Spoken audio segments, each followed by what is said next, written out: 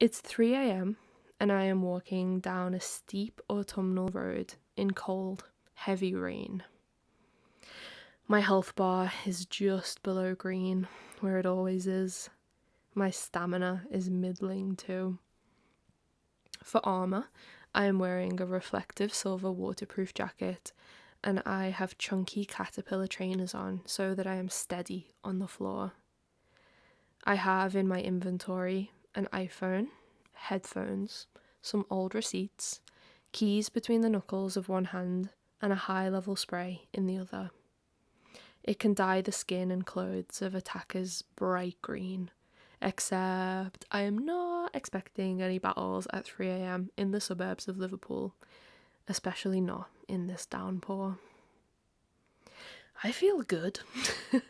I feel the best I have felt in a long time.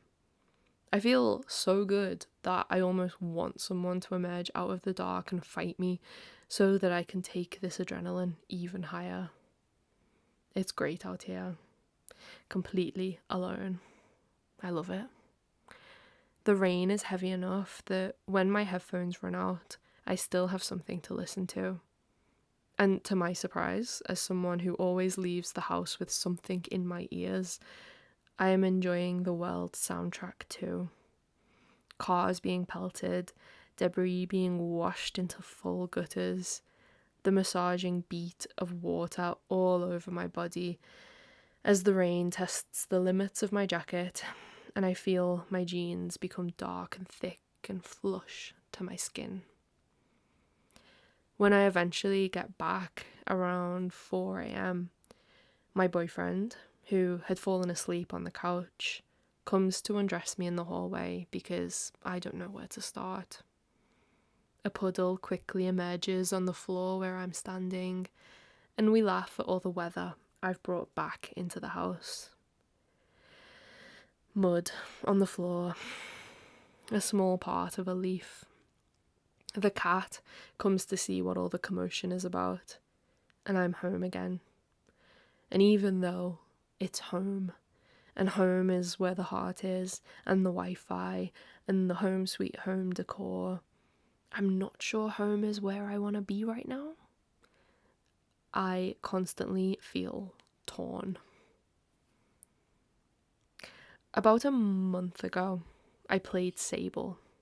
It is an open-world exploration game about a young girl of the same name who leaves camp for an adventure across the desert. It is tradition for everybody in her clan to go through a ritual called the gliding. They get to an age where they must leave comfort and familiarity behind in order to see the world on their own terms. They explore what's out there, meet people, help out, try lots of new things. In doing so, they figure out who they want to be. Through various activities, the player can earn badges for achievements. These badges can be crafted into a special mask that signifies the wearer's chosen discipline. You don't see any faces in Sable, only lots of enigmatic masks. Eventually, the young person on the gliding has to decide if they want to go home. They can always keep on going if they want to, and everybody knows that getting into it. There's no rush to decide either way, but in Sable, going home, deciding what mask you will wear going forward in your life, and presenting that choice to your family triggers the end of the game. It says, I'm ready, I am settled, I know what I care about, and I'm back. I am satisfied by my curiosity, I am done. Undress me, take off my cape, peel me out of these wet jeans. Let me show you who I am, now that I have seen what I've seen, and now that I know what I know.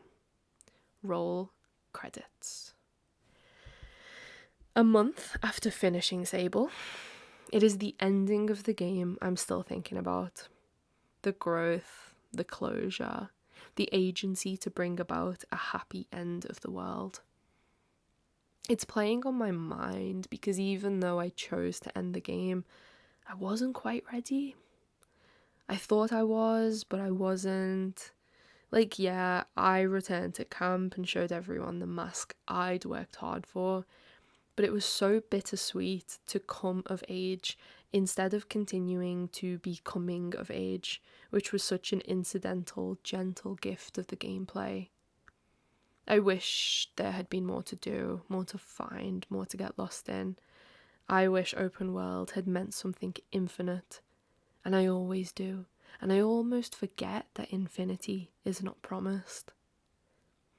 As Sable, I wanted to carry on flying between the earth and the air, collecting butterflies, driving under glowing blue archways, and climbing the giant skeletons of animals who were resting like bridges between rocks. Simply put, I wanted to stay on my way. There was no fall damage to worry about, no health bar at all. Every puzzle was optional, avoidable. Come back and finish it another time. The experience inside the game was incredibly soft, like walking barefoot along the wet, poor floor of a playground. I nearly trip into a wet hole of gravel on my journey and wish our own adult roads were made with the same give.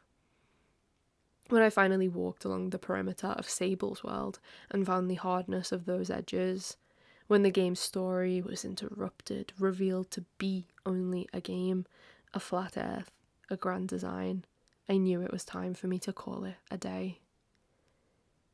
A month later, I think of the broad shape of those sand dunes, not the grit of any individual stars of sand, the beginning and end of the game, not the long moment in between. I happened to play Sable when journeys and endings were becoming very present in my mind, and the game has stayed with me for that reason. Because every single night of my October, and now my November, I have had to decide whether or not I even want to come home. It's 3 a.m. and I am walking down a steep autumnal road in cold, heavy rain. I am wide awake. My body has its own rules nowadays. I wake up tired, and the longer I am up for, the better I feel, the more powerful I become. I've been cursed by the sun, and part of me doesn't mind, because it's like during the day the world is fastened tight around my body. At night, it finally lets me go. And by 3 a.m, I am wired. I am in a slow motion cinematic scene from the early 2000s out here on the street. I can see every raindrop suspended, including the one that has just bounced off a leaf behind me. I watch for animals and other people, but nobody ever appears. I hear the low hum of the dark green electricity box at the side of the pavement. Do they always make a sound? Or am I only noticing it because I am finally lucid? I move slowly, but it feels fast to me. I can't believe there are houses this big in Liverpool and within walking distance. Huge gated mansions fronted with long driveways and surrounded by old trees. I am too low on the ground to see through the windows. Only the moon can spy. I wish I knew someone who lived in one of these castles so that I had an opportunity and an excuse to go inside. I want to know why they're so rich, where everyone in the world is asleep right now, and I am discovering that so much of my map is greyed out. I wish I really was in a game so that I could climb over the fence, but they probably have doorbells with cameras on them, and they probably don't want girls in silver jackets invading their personal space. I reach the bottom of the road, where the air opens out into a meadow. It is brown and orange under the streetlights, but it is glittering with all of the rain. I continue past it until I reach my boss, my out of bounds. It is the edge of the park, where the lights stop. The darkness takes away all the shapes and all the space so that my nighttime walk finds a real black end. I know I shouldn't. I know I can't, but I want to walk forward into it. The adrenaline is climbing. I'm looking left and right. I can see the trees closest to me, and then nothing. Is anybody in there? I pretend the Victorians who built the park come out when nobody's looking. I don't need to watch a horror film. I only need to stand on the edge of the world. A car goes past. It's a taxi. I only ever see taxis when I'm out this late. I realise my legs are hurting. I cannot tell if all these walks are helping or making things worse, but the movement is a distraction. It's nostalgic. I want to fly into the park, meet the ghosts, scare myself when I find them, and then run away the fastest I have ever moved in my life. I am a daredevil, or I am naive. For the first year of my sickness, I couldn't walk far enough to reach the mansions I didn't know existed, and the park felt 1,000,000 miles away. Now it's only half a podcast. I could just about make it to the lamppost at the end of my road and back, and that was hard and boring, and I only tried it a handful of times because my body reacted badly to the whole affair. I felt trapped in my house, trapped further by my body, imagination going nowhere, frying my soul. When I finally got my answers in January, dysautonomia after COVID, I learned that I had a body that needed a lot of care. I needed heart medication, but I also needed more water, more salt, and less heat. I needed to rest, yes, but the doctor also told me I needed to strengthen my legs to help pump the blood around my body. I didn't know what to do with that, and while I was still figuring out the conundrum, summer arrived. Heat put me back in my trap. I have been waiting all year for autumn, for the moment I could finally leave the camp of my own free will. I happened to play Sable in the crossover between these seasons, and when I went outside on my own, just for fun, I imagined that I was her. I keep imagining it, and in writing about us both, I am finding it easy to blend her alien world with mine because chronic illness is so ridiculous it can feel like a fiction of its own. Last night, when I went out, I walked another way. It was midnight, and there was no rain this time, but I saw frost on the windows of the cars. Frost, but I had sweat rolling down my arms. I could feel it tickling me, dripping out from under the sleeves of my jacket and onto the backs of my hands. Tonight, those sweat drops are mixing with the raindrops, and I'm so hot that I want to take my whole jacket off, even though it's torrential. Whenever I so much as stand up, my body gets a rush of heat because my nervous system has no idea what it's doing with me anymore. I dread every summer to come. I split the difference and take my hood down to let the rain curl the hair around my face and wash the blush right off me. I look down so the rain doesn't get in my eyes. The pavements are covered in moving leaves being power hosed by the sky, so I walk down the very center of the road like a car or an animal. Without headphones in, I listen to the rain, but I can also hear myself struggling to breathe. And even though the heat, the pain in my legs, the tight chest, and the hours I keep are all signs that things are not right inside of me, I am having the time of my life. After a year in the house and almost another year waiting for the weather to be ready, the world is more interesting than I remember it. The stimulation is necessary. It's healthy. I like that it feels new. I try to avoid walking down the same road twice if I can help it. I turn the way I wouldn't naturally turn and wonder what's around that corner. And when I notice myself wondering, I make a deal to always follow through. On these late nights, feeling like I am the only person alive, I have so much fun that I don't ever want the game to end. Looking at the houses, daring myself to walk along the edge of the park, gasping for air in the suburbs. I become so free that I don't actually want to go home. I think that is understandable. I mean, no offense to anyone I know, but it makes me want to leave and never come back. I think of Sable's premise again. Even though I chose to end the game, I wasn't quite ready. I thought I was. I chose my mask, but I wasn't. And that's true every night in real life. I enjoy my time exploring, but it never really feels like it's enough or that I go far enough.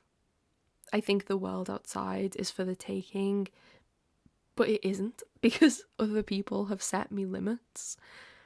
I'm not allowed to go where I really want to go, and I cannot reach real wilderness on these legs alone. Until I can, or until I break the rules, I don't think I'll be satisfied. At least Sable sees more than a postcode before we decide that she has grown. Disability has changed my relationship with many things, but my sense of home is particularly wrought. This house is too familiar now, and that has been a problem for some time. What I need is the opposite: discovery, spontaneity, serendipity. A mad act that throws all the windows open, takes the lid off my head and my house, lets me grow an inch overnight, and shocks me. When I leave every night excited to walk and walk and walk, I think I can outrun my captors, but I am bringing my body with me. I think, well, if I don't stop, I can't have a crash afterwards. If I don't look at my phone, no one can find me. I am a kid packing their belongings in a gingham blanket, tying the bundle to the end of a stick and throwing it over their shoulder. I'm leaving forever, I shout. And I want to act out. As a disabled person, I am supposed to do every single thing right to feel my best and stay safe. And so doing something that I know might fuck me up is thrilling and rare. It's like getting blackout drunk as a teenager and just hoping for the best. It matters to me because I have to be on my best behaviour every single day. Like I don't get a day off thinking about my symptoms. I'm finding a new kind of fun in deviance, in walking further than I'm used to, in going out at night, and ending up in places a 28-year-old woman probably shouldn't go on her own. Like, one time, and don't tell anybody this, I turned onto the main road near my house and the path ahead was clear and empty and well lit, and all the joy in my head became energy in my body, and I ran. Okay, it was only a jog, and I only went between lampposts, but it was something. My legs hated me for it, of course, and I couldn't go out for the next 2 days, but I was so smug about my hangover because in those seconds, I felt like the king of the world. And that's it, isn't it? I'm on my own gliding. Breaking the rules and testing my limits is an important part of growth. I am unlocking my own mask and finding out who I am in my new identity. If I was leaving Sable's camp and coming back, what would my mask look like? A surgical mask so big and layered that it covers my whole face, allows me to breathe, allows me to hide, rendered in a silver that reflects all of the light. I'm Sable again. A man at the station tells me about somewhere called the Crystal Plateau, and the name is magic, so I go there. The sand on the way is grey and blue, and huge plumes of smoke bubble out of the ground, rising up into spirals. It's high. I climb walls, translucent white towers, and the body of a stone warrior until I reach the summit. There is a storm up here. The rain is black. The sky around me is yellow and starry. And when lightning hits the peak, shards of crystals appear suddenly in spikes. I realize I can collect them. I put lightning in a bottle. I am safe. And when I am done, I stand on the edge of the plateau, looking down at the grey sand far below me. I jump right away and float down slowly in a red, glowing bubble. When I land, the bubble pops, and I am safe. Sable never gets an opportunity to misbehave. She never gets a wild child moment. She does nothing wrong because nothing can go wrong. She is passive, observant, and kind, and that's fine. But maybe I wasn't ready for her to go home because her growth had been too straightforward. It had been quantitative, not qualitative. I don't know if I believed she had changed at all. If Sable had kicked the stabilizers off, or if her adventure had been more volatile, if the lightning had hurt or the bubble had failed, home would have been a real sanctuary and welcome ending. I walk in all directions when I do my own exploring, but if I follow routes that lead towards the edge of the park, where I stand and scare myself, home seems like a good idea after all. And as I write that, I don't want the game to become dangerous in any way. I am dragging my virtual twin kicking and screaming into the void with me so that she knows what I need.